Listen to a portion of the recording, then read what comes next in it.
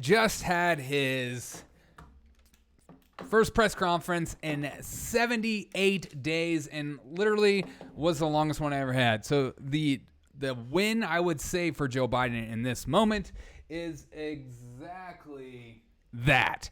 Is that he went through and he actually answered some questions. Yeah, he got a little pissy on one of the questions regarding him comparing people who he shouldn't have compared to over the voting rights thing, but he did anyways. And so here's 7 things that came to mind.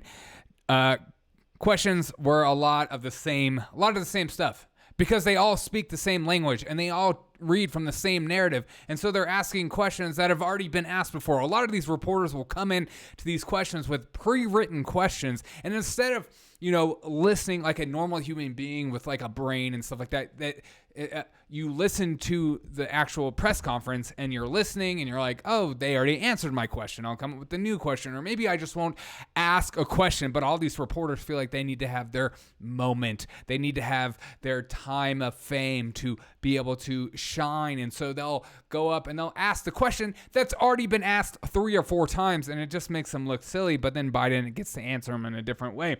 Number 1, Biden blamed Republicans for a lot of things, a lot of the mishaps, a lot of the things that are not getting pushed through. He just doesn't get it. He doesn't get this new Republican that is stopping by filibustering a lot of the things that he wants to shove down their throat, as he's been, I think, has signed more executive orders than any president in the history of mankind. What number is his executive orders on right now?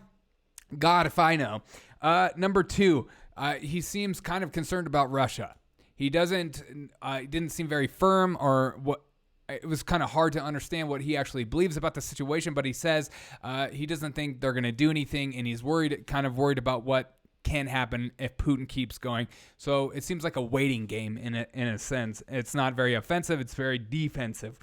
Number 3, having a different opinion is a weapon. That was an interesting question by a reporter of these weaponizing. Are Republicans going to weaponize things that are going on in the schools, which is just so silly. Of course, Republicans or anybody with a brain, if they don't like something, it's not a weapon to not like something. You're going to use it as fire towards the election. You're going to get people to the polls because if you don't like what's going on, you're going to use that thing you don't like to go for a reason to go to the polls. It's why we vote. We vote on things. If things aren't going our way or things are going in a direction in which we don't like, that's why we go to the polls. So it's not like a weapon. This idea of a weapon or nuclear, it's just very an emotionally based word to get an emotional response out of you to go, Republicans are using this as a weapon. And it just makes people fearful. And that's what they want. They're incredibly excited and love fear porn above all things else. Because as we know, statistically, people are more excited about fear porn than they are about actual porn in today's world. Biden seemed confused by the narrative. He seemed confused by what was going on when he was talking about people being in a bubble. He was talking about people watching MSNBC and Fox News and how they're staying in their bubble. But that is so far from the truth because majority of people are watching people like my podcast, watching people like other YouTubers, other podcasters. There are entire podcasters that have created whole news agencies, but that's how out of touch a lot of these politicians are. But I do agree with him in some capacity is that a lot of people are in their bubbles. They are only listening to one thing. They're only reading one source and stuff like that, and not being challenged and stuff like that. But I can also understand that a lot of people don't go to these sources because they're mainly just a propaganda outlet and they use purely emotion-based words to get their point across, as opposed to using facts or having an objective opinion or an objective thought of what's going on in the world. They're using opinions like that reporter that asked about, are Republicans going to weaponize what's going on and stuff like that. And people are just tired of it. People come to my podcast, people come to other podcasters because they trust them. They trust these people like myself that I'll read stuff and I'll spit to you what I believe to be true about what's going on. I'm not going to give you just fluff language so it brings you along. I'm not going to paint things in a dire situation so that you are freaked out, so you feel like you need to watch what I have to say in order to, I don't know, have some semblance of civility or grounding in life. I'm not that kind of podcast. I'm not a podcast that's going to string you along for 45 minutes to an hour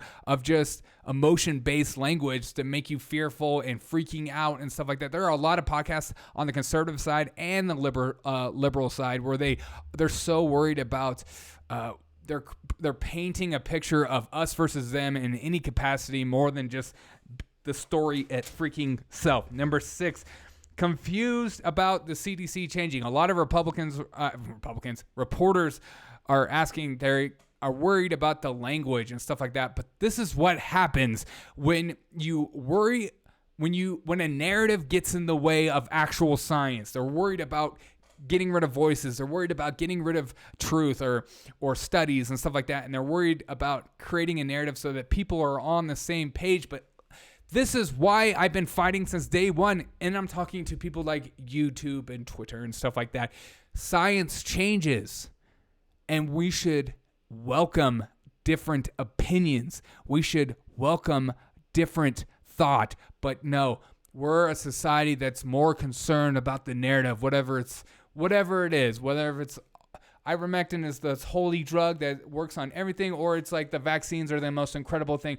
It doesn't matter. People, instead of just saying, you know what, we're not sure, let's look at the data, let's look at science, let's look at the studies and put them together and figure out what's the best way to treat people, what's the best way to help people. And I wish people were more excited, more willing to do stuff like that than just being worried about whatever the state is putting out, because I wish science was allowed to actually be science. And so that's why these reporters are confused. They're like, well, what you told us before, you're changing, and you're changing the narrative. You're not allowed to do that.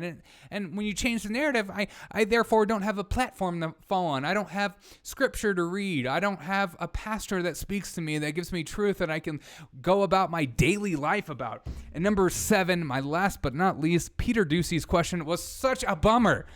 God, man. I had so much hope in you, brother.